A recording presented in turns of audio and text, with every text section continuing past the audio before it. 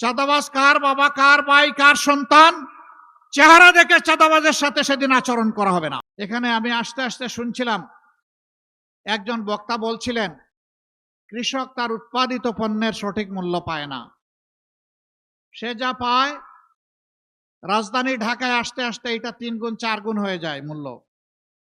কিন্তু ওই কৃষক, প্রান্তিক চাষি, তার পণ্যের মূল্য পায় না। তার না পাওয়ার দুটো কারণ, একটি হচ্ছে সিন্ডিকেট, আর একটি হচ্ছে চাঁদাবাজ।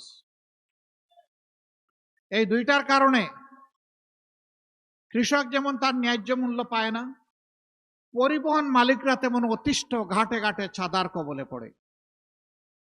আবার ব্যবসায়ীরা যারা আছেন, এত চাঁদা প্রান্তিক চাষির সেই মূল্য থেকে যুক্ত হতে থাকে যে তারা যখন ক্রেতাদের কাছে পণ্য বিক্রি করতে যান, ক্রেতাদের মুখের দিকে তাকাইয়া তারাও কষ্ট পান, কারণ সাধারণ জনগণ বড় কষ্টে। একটা দ্রব্যের মূল্য প্রান্তিক চাষি থেকে ঢাকায় আসতে পর্যন্ত ডাবল হতে পারে, 4 গুণ হয় কিভাবে? তা তো কোনোভাবেই মেনে নেওয়া যায় না। এখানে সকলেই ক্ষতিগ্রস্ত। কৃষক ক্ষতিগ্রস্ত, পরিবহন মালিক ক্ষতিগ্রস্ত, যারা হোলসেল ব্যবসা করেন তারা ক্ষতিগ্রস্ত, যারা রিটেল ব্যবসা করেন তারাও ক্ষতিগ্রস্ত। মূল কারণ চাঁদা। আমরা আপনাদেরকে মোবারকবাদ জানাই, আপনারা 28 তারিখ সম্ভবত গত মাসের চাঁদাবাজদেরকে হাতে নাতে এখানে আপনারা শিক্ষা দিয়েছিলেন। আমরা সারা বাংলাদেশের অতিষ্ঠ নির্যাতিত মজলুম ব্যবসায়ীদেরকে আমরা বলি, কাওরান বাজারের মতো আপনাদেরকে রুখে দাঁড়াতে হবে।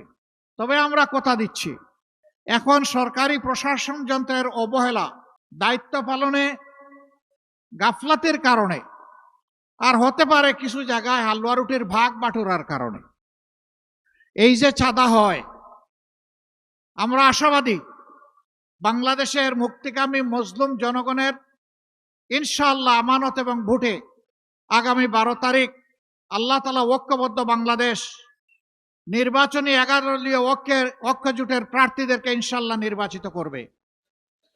আমরা আশাবাদী 13 তারিখ থেকে বাংলাদেশের চিত্র পাল্টে যাবে ইনশাআল্লাহ।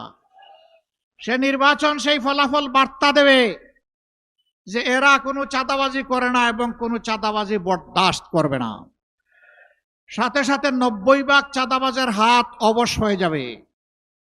বাকি 10 ভাগ যারা থাকবে ওদেরকে বুঝাবো, বুঝ না মানলে যা করা দরকার তাই করা হবে ইনশাআল্লাহ।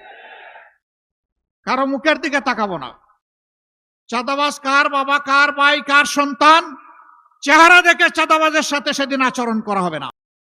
সেই ক্ষেত্রে আমরা হব নির্দয়, নিষ্ঠুর, কঠোর, দেশের জনগণকে বাঁচানোর স্বার্থে, চাঁদার কবল থেকে মুক্ত করার স্বার্থে। মুসিবতে পড়েছি, আমি রাজনীতি করব, আমি চাঁদাবাজিও করব, কিন্তু আমাকে চাঁদাবাজ বলবেন না, এটা কোন কথা? তাইলে আপনি চাঁদাবাজি ছেড়ে দেন, আপনাকে কেউ চাঁদাবাজ বলবে না। আপনি যখন চাঁদাবাজি করবেন তখন এই কথা আপনাকে শুনতে হবে যে আপনি একজন চাঁদাবাজ। চাঁদাবাজির সাথে রাজনীতির সম্পর্ক কি? এটি তো দুর্বৃত্তপনা। রাজনীতি হচ্ছে নীতির রাজা, যা মানুষকে সম্মান দিবে, নিরাপত্তা দেবে,